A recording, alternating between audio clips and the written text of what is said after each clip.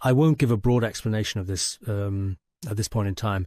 The commentary on the 37 practices of a bodhisattva is called The Nectar-like Sublime Vases. It seems like everything is nectar these days. Drank nectar recently, and now it's the sublime vase of nectar. The author of this is Venerable Khenpo Kunzang Chodrak, a previous incarnation of His Holiness. He was a geshe from the region of Da Uzong. He was also quite truly remarkable in this verse, as we see first.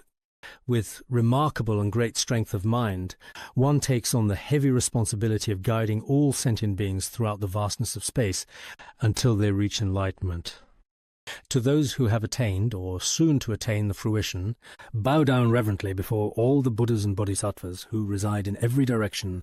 This is the first. The second homage verse, never abandoning the vow to constantly gaze upon all sentient beings with the compassionate eye of wisdom, never abandoning this vow, the emanation of Avalokiteshvara, the miraculous Dharma King, who is actually Togme Sangpo. I also pay homage to Togme Sangpo, because the author pays homage to Buddhas and Bodhisattvas, and then pays homage to the author of this, the 37 practices of Bodhisattvas, the Tibetan Togme Sangpo, not the Indian Asanga Bodhisattva. The path that all Tathagatas and Bodhisattvas have practiced, or will practice as a bridge, or in other words, the particular path that they must inevitably and unavoidably take. This is one aspect. There's also the wondrous path from happiness to happiness, the path of practice of all Buddhas and Bodhisattvas. The path happiness to happiness is Bodhisattva's way. Therefore, in essence, this principle is expounded here by Master Khenpo Kunzang Chodrak. The practices of Bodhisattvas is divided into three parts.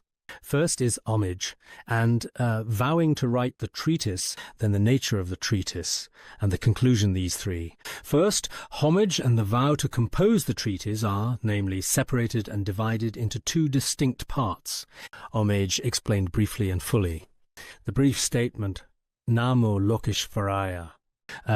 This means paying homage to Avalokiteshvara Bodhisattva. We'll recite Avalokiteshvara. The pandemic is still very severe. Wars around the world are also very intense.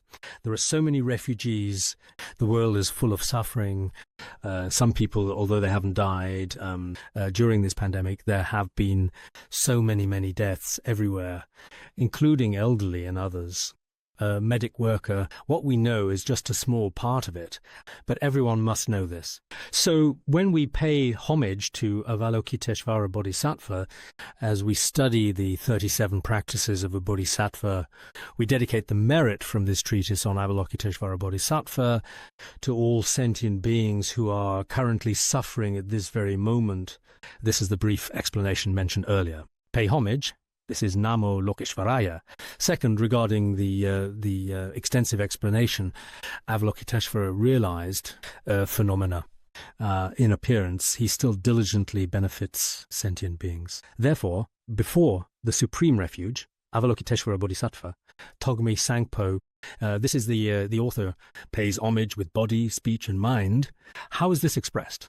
Although, with wisdom, he directly perceives all knowable phenomena, existence and non-existence, coming and going, permanence and annihilation, etc., the true nature, where the 8 extremes of conceptual elaboration are all unestablished, referring to Avalokiteshvara. Yet still, the sutras are the same here, the same in the treatises, Indian and Tibetan treatises, are quite similar. Many of them lack a subject in the sentence. Chinese better, but Chinese classical texts also lack subjects. Here, who is perceiving isn't specified. According to Chinese grammar, Avalokiteshvara Bodhisattva perceives. That's how it would be phrased. Sometimes it's not good to add this in translation.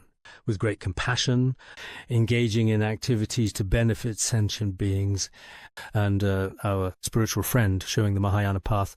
In fact, it is said that these noble beings share the same essence of great compassion as all the Buddhas, and become the gentle refuge for suffering beings who truly have no one else to rely on. Avalokiteshvara Bodhisattva is inseparable from them. This means that at that time, Togme Sangpo's teacher, was inseparable from Avalokiteshvara Bodhisattva. In the past, and even now, it is the same for us. Our guru is inseparable from Manjushri Bodhisattva. We often recite many praises, including some that say, because His Holiness, Jigme Phuntsok Rinpoche, from appearances, seem to be Manjushri. When giving blessings, he always recites Omma Rapa Tsana Di, like this. He and Manjushri Bodhisattva are inseparable. But Togme Sangpo and his teacher are both inseparable from Avalokiteshvara Bodhisattva. So Manjushri and Avalokiteshvara, in a certain sense, are inseparable. But we should think today it happens in front of them. I pay sincere homage with constant, deep respect, with my body, with my speech, and with my mind. Let's all recite the Avalokiteshvara mantra together now, first, and then dedicate the merit, all right? Because this year, indeed, many sentient beings are especially suffering. So I deeply and sincerely hope, with all my heart, that the causes and results of their suffering will disappear as soon as possible.